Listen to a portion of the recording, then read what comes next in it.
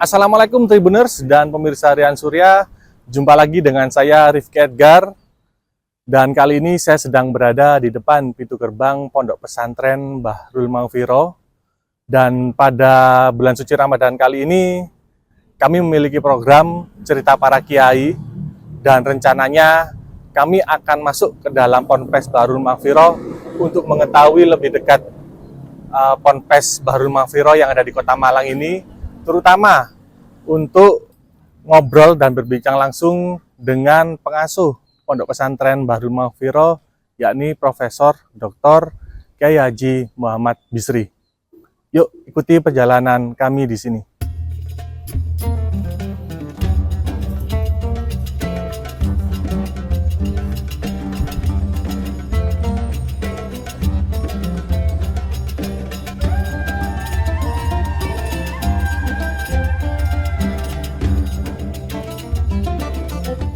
Assalamualaikum Tribuners dan pemirsa Rian Surya. Jumpa lagi dengan saya Rifki Edgar yang kali ini akan memandu Anda dalam program Cerita Para Kiai. Program yang mengajak Tribuners untuk mengetahui lebih dalam tentang kiai yang memiliki pengaruh besar di Indonesia. Dan kali ini kita akan berbincang-bincang dengan Profesor Dr. Kyai Muhammad Bisri. Beliau merupakan pengasuh Pondok Pesantren Bahrul Maghfirah yang ada di Kota Malang. Beliau dikenal sebagai akademisi, guru besar teknik pengairan, serta tokoh pendidikan dan inovasi yang ada di Kota Malang. Selain itu, beliau juga merupakan mantan rektor Universitas Brawijaya pada tahun 2014 sampai tahun 2018. Nah, Assalamualaikum Prof. Bisri. Waalaikumsalam Bagaimana kabarnya Prof? Baik-baik Mas Rizky. Nah, jadi gini Prof, sesuai tema yang kita angkat pada pagi hari ini tentang cerita para kiai.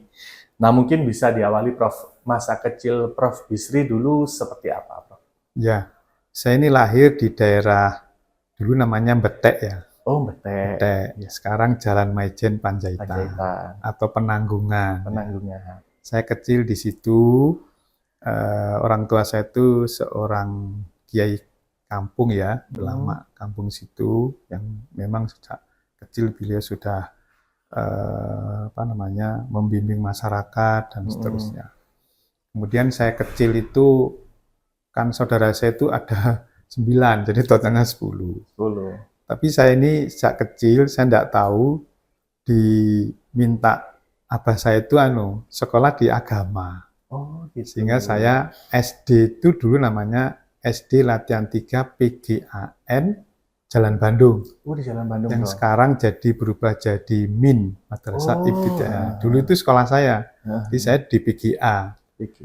Sampai PGA SD selesai sampai setara SMA, dulu namanya PGA 6 tahun. 4 tahun sama 2 tahun, bukan 3-3. Benar. 4 tahun terus 2 tahun, jadi 6 tahun sampai selesai SMA. Dulu saya memang diminta oleh abah saya untuk melanjutkan ke UIN. Tapi saya PGA yang 6 tahun tadi, yang setara SMP itu, saya kelas 3 PGA. Itu dibully sama teman-teman. Karena saya ini hobinya olahraga, main bola kan. Zaman dulu kan olahraganya anak muda kan main bola. Saya ikut main bola di klub Indonesia Muda, masih waktu IM ya Prof? IM. Nah, terus dibully sama teman-teman banyak di kampung. Sekolah PGA katik dadi mudin ta. Jadi dulu tuh saya diolok-olok sama teman-teman. Akhirnya nggak kuat saya. Pindah ke SMA. Tanpa sepengetahuan orang tua saya dulu itu. Saya pindahkan dulu sekolah masih muda ya, tahun 70-an kan masih. Saya pindah ke SMA NU namanya. Sekarang Salahuddin. Oh, Salahuddin. Nah, dulu namanya kan SMA NU. SMA NU. Dari PGA kelas 3, saya ujian persamaan dulu, baru pindah ke SMA NU, terus berubah menjadi SMA Salahuddin. Nah, jadi kelihatannya bahasa itu ingin saya jadi orang ahli agama. Tapi saya ini melengkor aja. Jadi saya kecilnya sampai SMA, terus baru kuliah. Kuliah mulai tahun 79 saya masuk ke teknik. Saya teknik, kenapa? Saya sebenarnya suka di manajemen ekonomi. Tapi waktu itu di UB belum negeri 100% kalau nggak salah. Saya masuknya masih berdasarkan ranking sumbangan. Saya masuk ke manajemen Fakultas Ekonomi. Karena orang tua saya kiai kampung nggak kalah sama ranking yang bayar tinggi-tinggi. Kami nggak lulus, saya kuliah ke Widya Agama ngambil ekonomi, manajemen, karena saya suka manajemen. Terus tahun berikutnya saya nyoba kembali ke UB, cari jurusan yang sepi. Golek ketemu teknik pengairan, saya juga ngerti ini apa itu. Daftar aja karena cari yang sepi peminatnya. Akhirnya keterima sendiri, jadi selanjutnya terus kuliah di teknik pengairan. Setelah itu saya tahun 96, saya ada teman saya pingin buat pondok pesantren. Nah, pondok pesantren ini, waktu itu saya matur ke abah saya, ada teman ngajak buat pondok pesantren. Ya wis, gawe wong kayak kebaikan. Buatlah saya di sini beli tanah. Sama jamaahnya abah saya, 500 meter. Tahun berapa waktu itu? Tahun 96. 96. Notarisnya saya masih ingat di Notaris Rudianto. Namanya yayasannya Yayasan Al-Ma'rifat. Al-Ma'rifat. Nah, setelah itu berdiri sampai tahun 98 baru saya bangun satu. Itu ada sejarahnya itu, ada satu lokal yang hari ini itu masih ada. Tahun 98 saya bangun. Selesai, terus adik saya ini kan alumni dari Tebuireng pesantren. Saya kan bukan lulusan pesantren. Terus adik saya minta, Mas tak kelolani ya pondok ya wis gak apa-apa, saya matur apa, ya wis kelolani. Nah, dikelola adik saya. Dirubah namanya Pondok Pesantren Bahrul Mafiroh. Saya balik ke kampus, balik jadi akademisi, balik ke kampus. Terus baru tahun 8, terus perjalanan saya jadi dosen muda, jadi doktor, profesor, terus saya jadi dekan Fakultas Teknik tahun 2013. Jadi dekan. Sebelumnya jadi ketua jurusan, jadi sekretaris jurusan lah. Bertahap ya? Bertahap. Terus saya jadi dekan 2013-2014. Dalam proses dekan ini saya diminta teman-teman nyalonkan rektor UB. Rektor UB akhirnya ya saya sebenarnya terpaksa aja nyalonkanlah jadi rektor. Menang. Terpilih. Tahun 2014 jadilah saya rektor Universitas Brawijaya sampai 2018. Tahun 2017 adik saya Sedo, Gus Lukman yang semula lahannya ini hanya 500 dikelola beliau sampai hampir 4 hektar, 3,8 hektar dikelola beliau. Tapi modelnya model salah bener. Betul akhirat tok istilahnya. Pokoknya anak-anak ngaji, puasa, riyadhah itu. 2017 itu beliau sedo, tidak punya putra. Nah, saya masih rektor.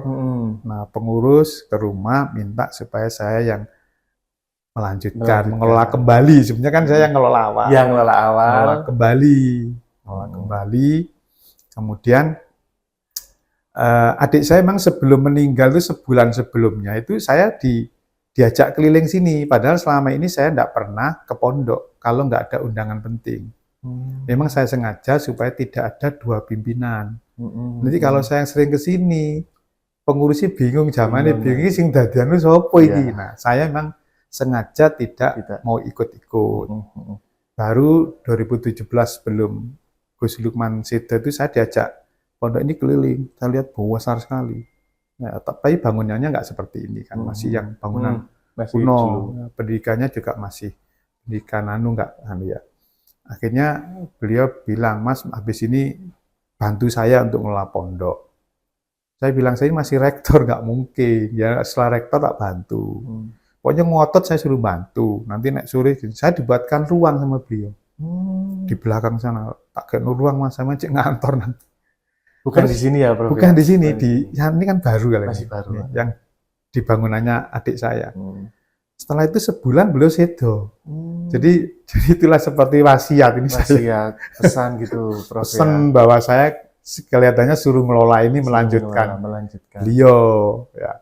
Akhirnya ya karena pengurus juga minta saya, akhirnya ya sudahlah saya kelolanya ini supaya nanti bisa mungkin lebih bisa berubah karena saya punya bekal akademisi, bekal birokrasi, bekal agama sejak kecil. Ya ini kan memang suka hobi belajar ilmu agama. Karena saya di kampung juga jadi ketua tahlil, ketua tiba, jadi pokoknya anulah dianggap orang paham agama karena memang mulai PGA saya belajar ngaji, itu saya hobi memang sejak kecil itu tentang ilmu agama Islam. Menarik sekali nih Prof, cerita Prof mulai kecil sampai akhirnya menjadi rektor hingga akhirnya menjadi pengasuh Ponpes Al-Mahfirah nih Prof. Nah Prof, kembali lagi ke masa kecil waktu itu. Siapa sih Prof yang membantu Prof untuk membentuk karakter atau cara pandang pemikiran Prof waktu kecil itu siapa Prof? Karena Prof kan juga memiliki hobi yang unik juga Prof ya? Iya, olahraga. Itu siapa, Prof? Jadi gini, kalau olahraga itu dipengaruhi lingkungan. Kebetulan olahraga di lingkungan tempat saya tinggal itu hobinya main bola, voli. Malang itu mesti voli bola itu, mana-mana bola, basket belum populer seperti itu ya. Itu sehingga saya ya dua kalau sore mesti main bola tiap hari itu. Tapi saya malam ngaji, saya memang dari abah saya. Jadi saya dibentuk karakternya tentang Islam itu dari abah saya. Saya juga ngaji ke abah saya. Ya, jadi saya ngaji tentang ilmu ilmu akidah gitu. Kalau saya ngaji Quran itu kan ada musola di tempat saya dekat musola, jadi saya ngaji Quran. Jadi kalau malam saya pasti kegiatannya agama. Kalau pagi sekolah, sore itu mesti olahraga. Kalau nggak bal-balan main voli, itu rutinitas saya. Sehingga karakter itu terbentuk olahraga karena lingkungan. Apalagi sekolahnya saya di SMA Salahuddin dulu juga olahraga yang paling menonjol kan dominan, terutama main bola. Nah, terus di rumah saya karakternya agama dibentuk oleh orang tua saya. Nah, ini juga menarik loh, Prof. Kan Prof juga menjadi seorang rektor waktu itu ya, terus juga mengasuh Ponpes. Nah, Prof, dalam membentuk cara pandang jenengan untuk membangun atau mengelola pesantren ini seperti apa, Prof?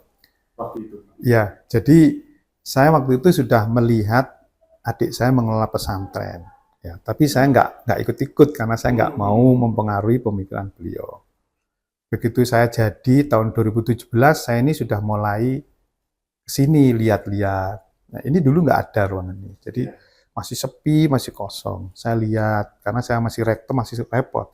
Saya harus berpikir untuk merubah pemikiran tentang pondok pesantren. Saya ingin ada perubahan mindset. Karena awalnya adik saya itu, santrinya itu diambil dari mana-mana dan gratis. Hanya bayar uang makan ya, hanya bayar uang makan gratis dari Lampung, dari mana di sini. Terus mereka ansik memang belajar Islam, hanya kitab-kitab belajar itu ya. Jadi memang arahnya memang ya kayak pondok-pondok zaman dulu, sehingga sekolah formalnya tidak begitu teropeni. Saya terus masuk, saya bilang kan dulu itu anak-anak juga nakal-nakal yang mondok di sini. Jadi mungkin terpengaruh oleh pondok-pondok zaman dulu bahwa justru pondok itu tempat pendidikan anak-anak nakal. Ya, di situ seperti itu jadi kiai kan itu. Terus saya begitu di sini saya bilang nggak bisa, pondok itu adalah tempat mencari ilmu agama Islam dan mengamalkan. Bukan penitipan anak-anak nakal. Anak nakal itu kewajiban negara loh, saya bilang itu. Kalau sebagian ya bolehlah, tapi kalau semua nakal terus seperti apa Islam nanti? Ya nanti ada yang jadi, ada yang enggak itu gimana? Dia mondok tapi nakal. Ya saya rubah mindsetnya bahwa pondok itu tempat orang mencari ilmu agama Islam dan mengamalkan. Sehingga kita harus ada saringan. Jadi itu mindset saya rubah dulu. Nanti saya nggak mau dari yang pondok sini harus ada seleksi. Nah, terus kedua tentang pondok ini, saya bilang pondok ini juga harus mengakomodasi orang ilmu-ilmu yang bersifat praktis untuk bekal dunia, ilmu kauniyah, tidak hanya ilmu syariah. Jadi kan di banyak pendapat ilmu dibagi dua, syariah dan kauniyah, ilmu duniawi dan akhirat. Saya bilang, sebenarnya ilmu dunia itu juga bisa jadi ilmu akhirat. Karena Allah itu menciptakan manusia untuk menjadi khalifah. Wa idza qala rabbuka lil malaikati ja'alna fil ardi khalifah. Kita jadi khalifah, lek jadi khalifah, wakil Tuhan mengurusi bumi. Lek ilmu agama itu kan nggak cukup. Harus ilmu umum. Kalau nanti kita nggak bisa ilmu umum juga, nanti orang Islam ketinggalan. Masa orang Islam nanti nggak bisa mayungi bumi, nggak mesti dunia. Karena dia malah ketinggalan dunia, Islam harus terus memayungi dunia. Sehingga saya berpikir ini Islam harus dibawa ke pendidikan yang tinggi. Karena Al-Islam ya'lu wa la yu'la alaih. Islam itu agama yang tinggi, jadi standarnya harus tinggi. Ya mungkin saya kebiasaan berpikir akademis ya. Ya. Harus standarnya tinggi, jangan Islam itu standarnya rendah, nanti diketawain saya bilang itu. Makanya saya di sini punya tagline, di sini pondok ini harus mengelolanya ikhlas dan profesional. Tidak hanya ikhlas tapi profesional. Jangan profesional tanpa ikhlas, ini nggak jadi ibadah. Jadi ikhlas dan profesional. Profesional itu ya jadi standarnya tinggi. Prof, jadi ini arahnya ke ponpes modern ya, Prof ya? Bisa Kalau dibilang seperti itu, Prof? iya, Atau seperti apa? saya sebetulnya tidak modern ya. Islam itu memang menaungi zaman. Islam itu agama yang menaungi zaman. Coba bagaimana Islam menaungi orang ibadah di Kutub Utara. Bagaimana Islam itu hadir menaungi kehidupan di Amerika. Bagaimana Islam itu di pedalaman di Papua. Jadi sebetulnya kan Islam itu ya tidak modern, ya pokoknya dia menaungi Harus zaman. menyesuaikan. Iya, rahmatan alam, dia naungi terus di mana-mana. Jadi dunia harus menyesuaikan Islam yang membimbing. Islam membimbing bagaimana kehidupan mengabdi kepada Allah itu kalau kita kondisi di kutub. Bagaimana membimbingnya Islam itu. Jadi apakah itu modern? Enggak juga kan. Sebetulnya ya itulah posisi Islam. Karena Islam ya'lu wa la yu'la. Islam itu agama yang tinggi, yang rahmatan alamin. Dia menaungi segala zaman dan sekolah tempat. Ya, jadi jangan terus kita ini beringin Islam itu kayak di hanya Arab Saudi loh lah. Terus yang di kutub gimana? Yang di Papua gimana? Yang di daerah enggak pernah ada enggak pernah tenggelam Swedia, itu gimana? Itulah hadir, sehingga saya bilang kondisi ini pun ini bukan modern, tidak modern. Islam harus seperti ini, standarnya harus tinggi, bukan mewah loh, tinggi standarnya. Jadi kita juga harus bisa mengikuti perkembangan zaman ya? Iya, Islam nanti menuntun zaman. Gimana hukum orang nonton bioskop, kan itu dituntun oleh Islam. Bagaimana hukum kita ke mall, itu kan dituntun Islam. Bagaimana hukum berbisnis, bagaimana hukum tanaman kita menanam, mengolah hutan, itu Islam harus hadir menaungi semua itu. Jadi tidak hanya sekedar Islam itu ta'abud hanya ibadah aja. Ibadah itu kok misalnya sholat aja. Jangan ta'aluk hanya berpikir, tapi tahaluk jadi budaya. Ya. Prof, kurikulumnya Prof di Ponpes ini juga mengikuti perkembangan zaman, Prof. Karena setahu saya dulu waktu pernah liputan di sini kan ada laboratorium digital dan AI ya, Prof. Ya. Seperti apa, Prof? Jadi gini, saya yang ilmu akhirat, ilmu syariah, saya ngikuti sanatnya Tebu Ireng. Jadi kami dengan Gus Kikin sudah kerjasama MOU bahwa sanad ilmunya adalah Tebu Ireng, karena adik saya alumni Tebu Ireng. Dan banyak pengasuh ini yang alumni Tebu Ireng. Sehingga kitab-kitab kuningnya ya sama lah. Bahkan penasihat pondok sini sekarang lagi ngajar di Tebu Ireng. Ngajar tentang Taskeh Bukhari kalau nggak salah. Hadis Bukhari. Jadi kami ke sana. Kitab kuningnya ya kita sudah mendalam lah ya, sudah normal seperti pondok-pondok yang dulu.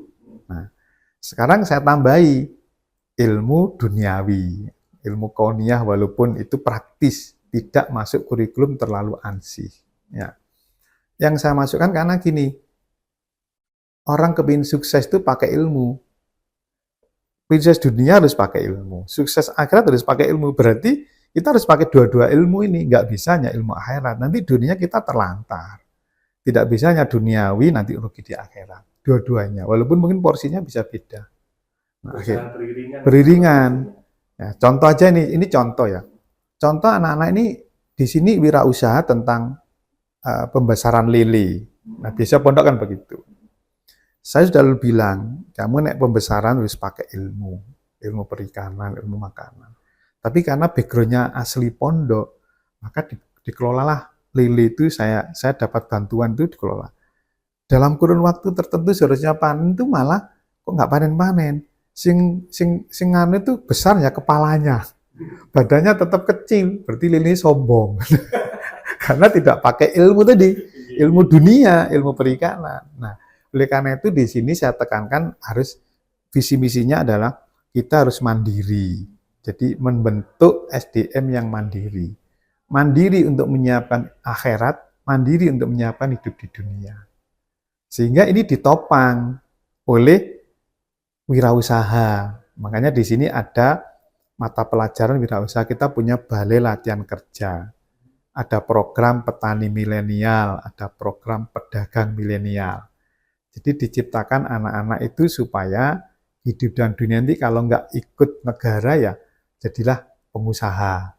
Makanya di sini ada BM Mart, ada Pertasop, ada usaha lili, usaha ayam, usaha bebek, ada rumah potong unggas, ada kowi, ada macam-macam lah.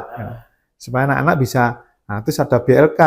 BLK itu Balai Latihan Kerja, anak dilatih kerja juga. Packaging, bagaimana membuat lain-lain, supaya punya modal untuk kehidupan dunia. Nah, terus Roisa itu karena sekarang zaman digital, nah kita buatkan laboratorium digital dan artificial intelligence. Selain kita punya laboratorium multimedia kreatif. Ada di atas itu, ada studionya, anak-anak bisa belajar foto, organisasi wedding, itu ada di atas. Jadi lengkap. Rasa kampus ya, Pak? Iya, memang saya ingin mengkombinasi antara din dan sains. Walaupun sains adalah bagian dari adin. Jadi saya ingin semasa ini adalah karena kalau kita mau sukses dunia tanpa sains tidak mungkin. Maka saya ingin kehidupan kita ya kayak sukses di dunia, sukses di akhirat. Saya yang orang gini bisa jadi rektor. Itu kan tanda petik orang memandang saya sukses di dunia. Iya. Memandangnya ya. Kalau saya kan biasa aja, itulah tugas manusia memang ya. Jadi saya ingin dua itulah nanti hasil dari output ini mandiri di dunia maupun akhirat. Ini juga menarik, Prof ya. Artinya kita juga harus berjalan beriringan. Nah, sekarang gini, Prof. Mungkin bagaimana sih, Prof, menjaga agar santri ini tetap kuat secara spiritual di tengah perkembangan zaman? Itulah latihannya di pondok ini. Di pondok ini, Prof. Latihan di pondok ini. Jadi nanti kalau jadi pilot, akidahnya kuat, sholatnya nggak pernah telat. Semuanya berbasis pada syariat Islam. Nanti jadi wali kota, nah itu tetap jangan terima, jangan korupsi, jangan itu karakternya dibentuk di sini. Makanya dia juga harus tahu hidup dunia di luar. Makanya ada digital, ya ada belajar marketing dia. Karena saya pingin anak-anak itu juga, bahkan saya ini lagi mau ngerintis untuk kurikulum Cambridge di sini. Seperti apa itu, Prof? Cambridge itu standarnya kayak Cambridge di Inggris sana. Saya udah ketemu sama PJ Global, Pak Amin. Saya mau kunjungan ke sana, nanti kami akan ikut beliau. Metode pembelajaran Cambridge-nya. Bahasa Inggris, nanti suatu saat saya ingin di sini bahasa Arab. Jadi dua-duanya akan saya anukan, terutama bahasa ini sudah kita rintis untuk SD Cambridge-nya ya. Mungkin insya Allah tahun depan sudah buka untuk kelas Cambridge. Kalau nanti berjalan, SMP-nya juga saya buka kelas Cambridge. Jadi saya ingin tadi sains dan din mau saya kombinasikan di pondok ini. Menarik sekali ya Tribuners ya, terkait apa yang sudah disampaikan oleh Prof. Bisri ini, Prof. Nah, Prof, mungkin Prof, kalau kita berbicara masa depan, Prof ya, menurut jenengan harus seperti apa sih pesantren-pesantren di Indonesia ini, Prof? Seharusnya pesantren ini harus harus menjadi tempat pengembelengan ilmu akhirat dan sebagian ilmu dunia dalam rangka pembaharuan pemikiran Islam. Seperti Imam Ghazali, seperti banyak Al-Jabar, itu kan akidahnya kuat, tapi dia penuh-penuh ilmu pengetahuan yang luar biasa. Kalau Islam mau berjaya, Islam itu ya'lu walayula alaih, di atas. Kombinasi itulah diperlukan di era sekarang. Jadi di era sekarang diperlukan kombinasi antara sains dan din. Kalau itu jadi, karena makalah Imam Syafi'i jelas, man arada dunya fa'ali bil ilmi, wa man arada al-akhirah fa'ali bil ilmi, wa man arada huma fa'ali bil ilmi. Semua pakai ilmu. Sains berarti. Saat Islam itu kan di Quran banyak sains juga. Tentang hujan, sains. Semuanya Ada lengkap. Makanya mestinya kita sains dan adin bergandengan terus gini. Supaya kita bisa menemukan sesuatu. Saya kan menemukan sumur injeksi. Nah, itu kan satu inovasi sains ya, yang dan itu manfaat. Banyak loh inovasinya. Iya, sekarang COVID juga ada bilik. bilik ya. Terus saya sekarang yang terbaru SDBSI. Saluran drenase berbasis sumur injeksi sudah keluar hakinya tahun 2025 November kemarin. Jadi saya memang menggabungkan sains dan din supaya posisi kita tuh jadi tinggi. Jangan Islam dianggap jadul nanti. Islam agama eksklusif, tidak inklusif. Islam harus memayungi semua zaman. Kita jangan alergi terhadap zaman sekarang. Justru kita payungi. Dibutuhkan sains. Oke, baik. Prof, mungkin terakhir Prof, mungkin ada pesan, doa. Saya berpesan kepada para santri, jangan lelah untuk belajar ilmu agama Islam dan juga ilmu dunia. Gabungkan dua-dua ilmu itu supaya kita kalau berdoa Rabbana atina fid dunya hasanah wa fil akhirati hasanah wa qina adzabannar. Kita berbahagia hasanah di dunia dan di akhirat. Kita berdoa dua-duanya, tapi kita tidak pernah juga belajar sains. Nanti akhirnya kita seakan-akan keterbelakang di dunia ini orang Islam. Padahal Islam harus di depan, memimpin bangsa, memimpin negara, dan memimpin kebudayaan yang berdasarkan pada syarat Islam yang kuat. Apa yang disampaikan oleh Prof. Bisri ini bisa menjadi suri tauladan dan juga manfaat bagi para masyarakat dan tribuners dimanapun berada. Saya Rifki Edgar, pamit undur diri. Wassalamualaikum warahmatullahi wabarakatuh. So, makasih. Iya, sama-sama. Download Tribun X sekarang. Menghadirkan lokal menjadi Indonesia.